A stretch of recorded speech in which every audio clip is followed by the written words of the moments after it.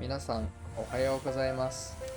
今日はおじいちゃんおばあちゃんの家で寝泊まりをしました。僕は今地元に帰省しています。今日は地元の桜祭りと日本でおすすめなお寿司屋さんに行く予定です。これからその様子をお届けしたいと思います。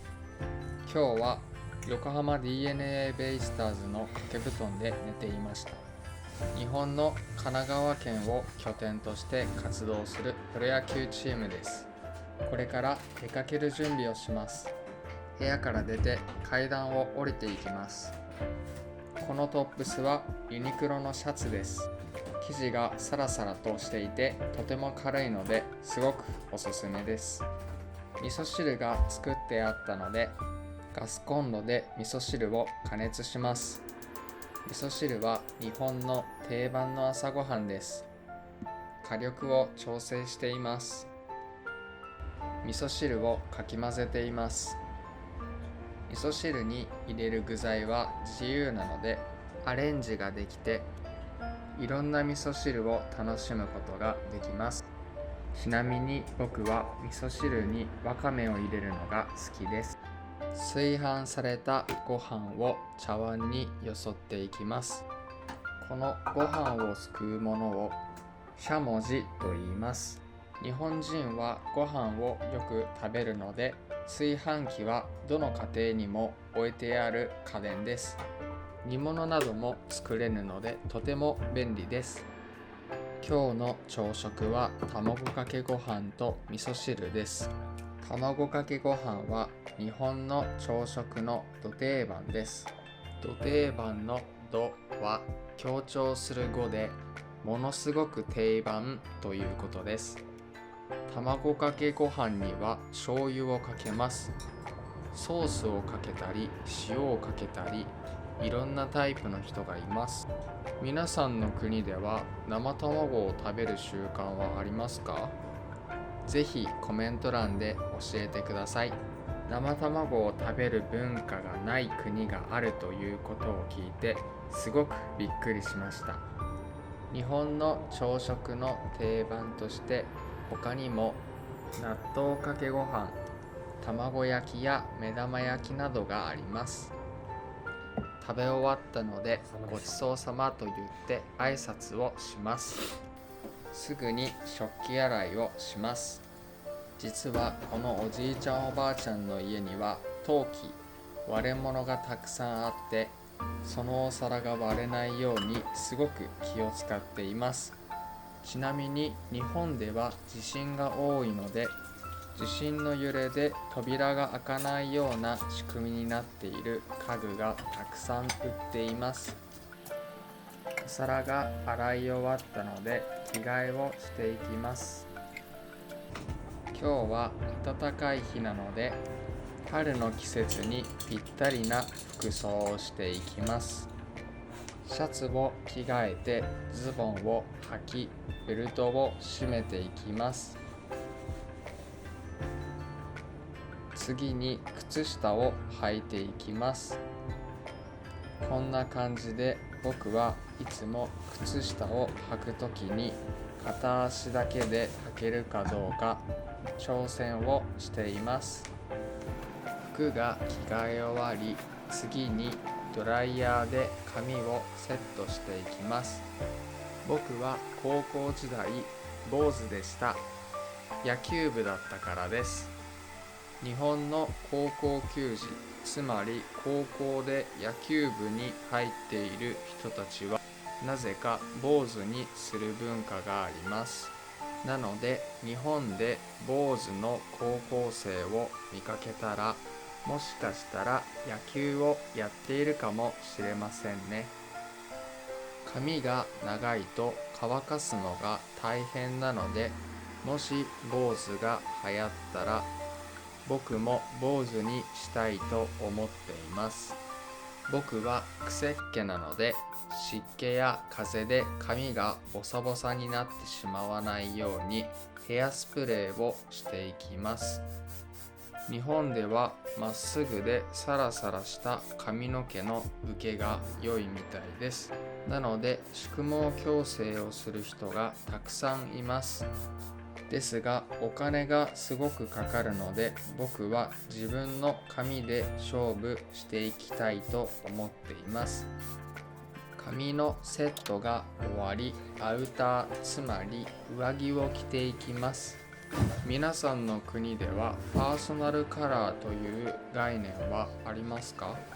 日本では自分に似合う色診断というものがあって、僕はブルベ冬に分類されてネイビーなどが似合うそうです。さあ、出かける準備ができたので、これから桜祭りへと向かいます。桜祭りへは車で向かいます。駐車場でみんなが車に乗るのを待っています。車に乗ります。同時にドアも閉めます。車に乗りながら外の景色を眺めています。気温が上がってきてドライブに最適な季節になってきました。なのでこれから日本の景色を眺めることができるドライブ動画も皆さんにお見せできたらなと思っています。日本の住宅街です。桜の木がたくさん植えられていますね。なのでこの道は桜通りと呼ばれています。公園にも桜が咲いています。ここでピクニックをしたいような景色ですね。日本人がピクニックで持っていく食べ物はおにぎりやサンドイッチが定番です。近くの駐車場に車を止めて、これから歩いて桜祭りへと向かいます。日本の踏切です。踏切を渡ります。こうして改めて踏切を見ると、地元での懐かしい思い出がよみがえるような気がします。ここはよく自転車を押しながら通っていました。さあ、桜祭りに到着しました。たくさんの人が歩いているのが見えますね。この通りは普段車が通っているのですが、お祭りが開催している時間帯は歩行者天国といって車が通行止めになります。左手側にサンリオキャラクターのグッズが売っている屋台が見えます。その隣には和牛の串焼きが売っていますね。続いてりんご飴です。さらにその奥には10円パンが売っています。少し上の角度から撮影してみました。たくさんの人が歩いていますね。ちなみに皆さんの住んでいる国ではお祭りはありますか？お祭りのお話を通して世界の文化を知れたらすごく嬉しいので、ぜひコメント欄で教えてくださいね。お祭りで歩いている人たちは楽しそうな顔をしているので、それだけで楽しい気分になりますね。ここはスクランブル交差点です。今は歩行者天国になっています。屋台で抹茶ショコラパンを買いました。僕はパンが大好きで、旅行先では必ずその地域のパン屋さんを訪れて買い物をするぐらい好きです。パンを食べています。パンの香りと抹茶の香りがしてとても美味しかったです。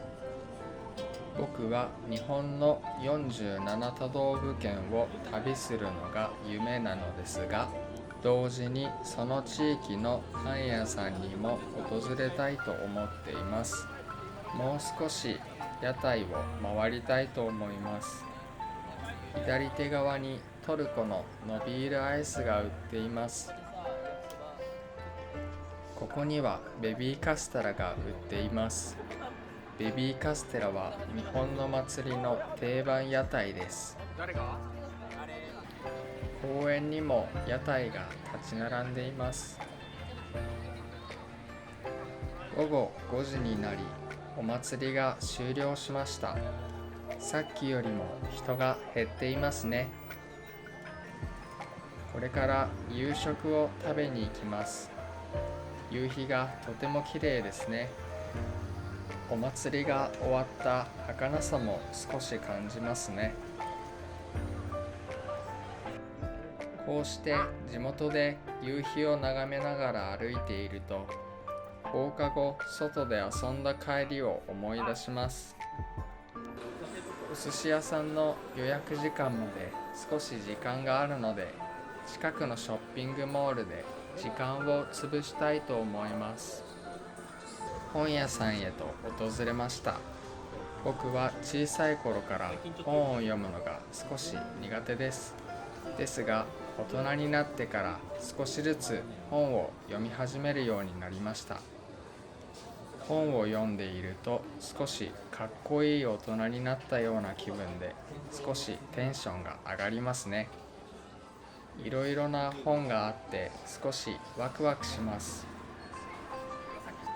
次にガチャガチャのお店に訪れました。ここではたくさんのガチャガチャがあります。日本では今ガチャガチャがとても流行っていて、こういうガチャガチャのお店がたくさん増えてきました。本当にいろいろな種類のガチャガチャがありますね。ガチャガチャのお店を見終わってエスカレーターで1階へ降ります。日本では関東はエスカレーターの左側に立ち、関西ではエスカレーターの右側に立つみたいです。理由はよくわかりません。時間がまだ少しあるので、マックでお茶を飲みたいと思います。関東の人はマック、関西の人はマクドと言います。スマートフォンでモバイルオーダーをします。友達に僕の分まで一緒に注文してもらっています。アールグレイレモンティーを注文しました。あまり聞いたことがなかったからです。マックは銀座で日本の1号店が誕生して、今では全国約3000店舗あるみたいです。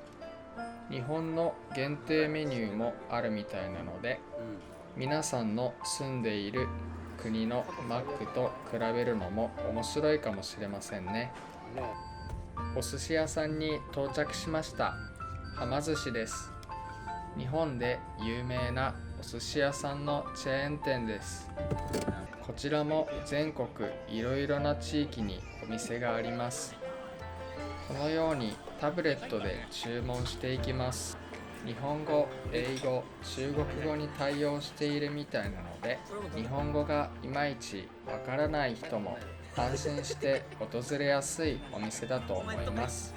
はま寿司はこのようにお寿司がレーンで運ばれてきます。ここ数年でこのような形になりました。いろいろな醤油が置いてあります。他にもガリやわさび、塩、お茶の粉、七味などが置いてあります。サーモンを注文します。このサーモンは160円です。いろいろな種類のお寿司があってとても悩みますね。価格帯もとても安いので、家族連れにもおすすめなお店です。煮穴子を注文していきます。